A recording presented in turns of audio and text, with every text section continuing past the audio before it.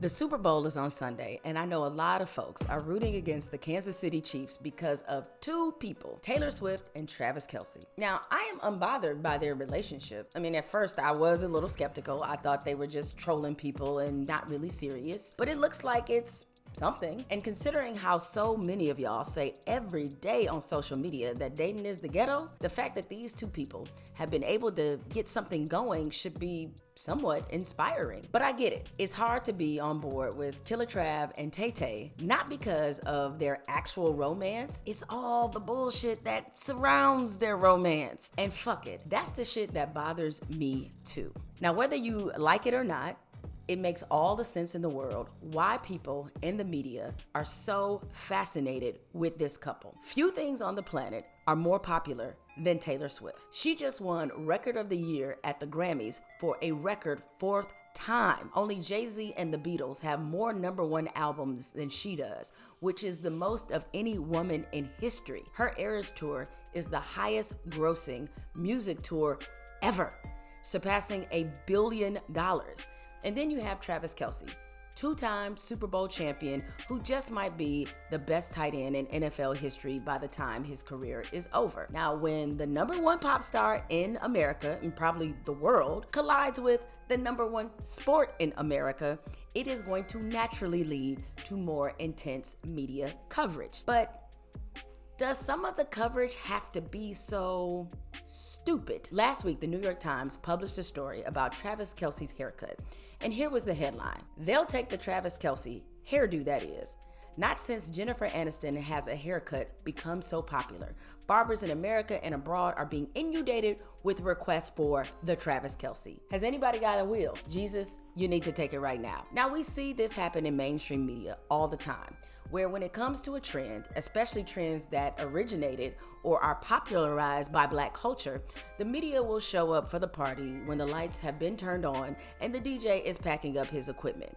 And they will manage to give white people all the credit for said phenomenon. Let them tell it, the Kardashians created Bantu knots and white women popularized having ass. For the New York Times, this is especially bad because with the tiniest bit of research, this journalist would have known exactly how fades were popularized. In fact, I just put in history of the fade into the Google search engine, and guess what was one of the first things to pop up? A story written by Ebony Magazine in 2016 called The History of the Fade. The first few paragraphs read, "The hairstyle originated in the US military around the 40s and 50s. Since the military is known for having strict grooming standards, it's no surprise to learn that the fade haircut was and still is popular among military men, as the harsh lines and angles signaled you meant business.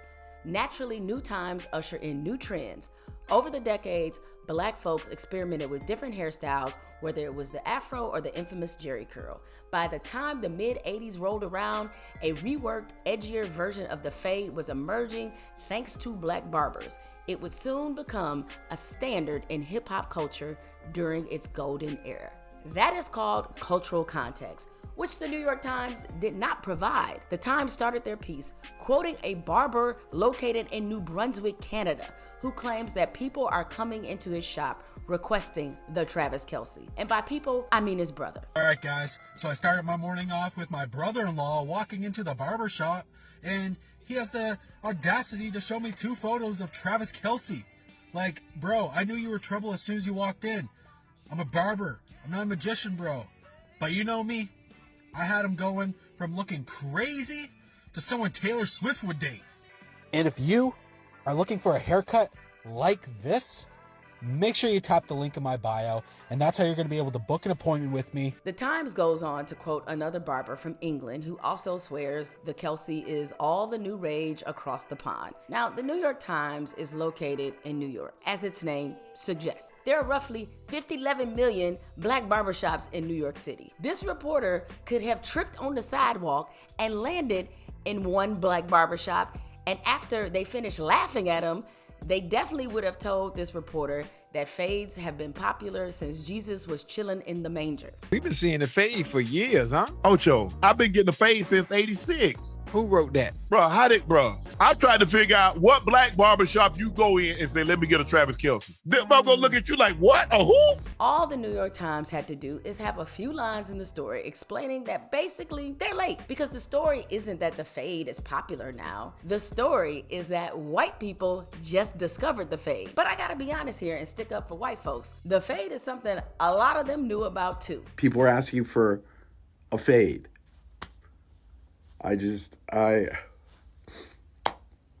We make so much progress as white people, and then we do this.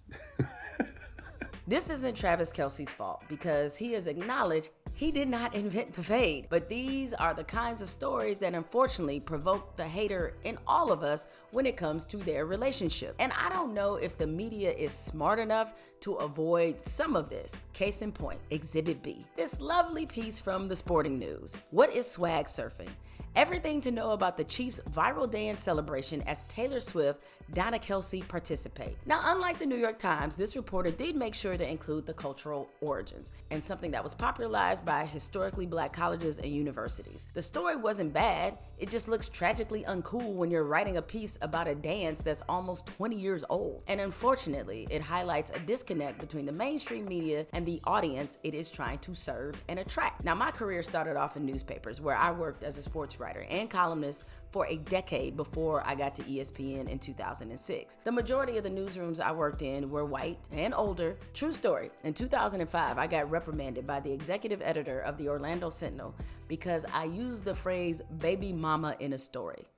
I wish I were kidding. Now, of course, because right-wingers, MAGAs, and conservative media can't resist an opportunity to make themselves look even stupider, they're also adding to the pile-on by spouting their dumb conspiracy theories that the NFL rigged it so that the Kansas City Chiefs would make the Super Bowl, because this apparently is all a part of an elaborate plot to push the COVID-19 vaccine, since Travis Kelce is a Pfizer spokesperson, and support Joe Biden. Taylor Swift, a government psyop?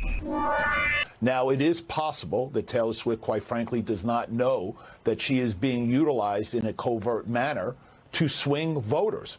Last year, a single Instagram post led to 35,000 new voter registrations. Think about this, Carly. 45,000 battleground state votes decided the last election, wow. So it does matter. There's that poll where 18% of the electorate says they would follow her endorsement, and 3 out of 10 people under 35. Isn't it interesting? She just so happens to be dating Kansas City Chiefs tight end Travis Kelce, better known as Mr. Pfizer. Oh, who's now also going to the Super Bowl. Let's be real here. This is bread and circuses on steroids. How did we get here, folks? Conservatives resent Taylor Swift because she not only supports Joe Biden, but she has the nerve to encourage her fans to vote. They tell her she should stick to music. Meanwhile, Fabio's political expertise, completely welcome. Look what happened in Nazi Germany. They took all the gun from people, and now and you see what happened. So Europe is a mess. Politicians, they're the most corrupted politician in the world, and nothing works. Now they got invaded.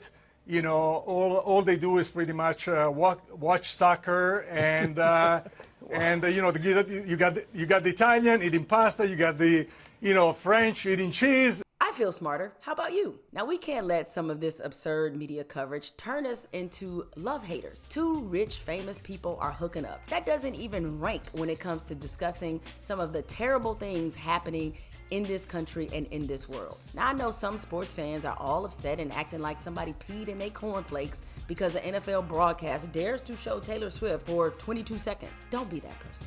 Stay unbothered.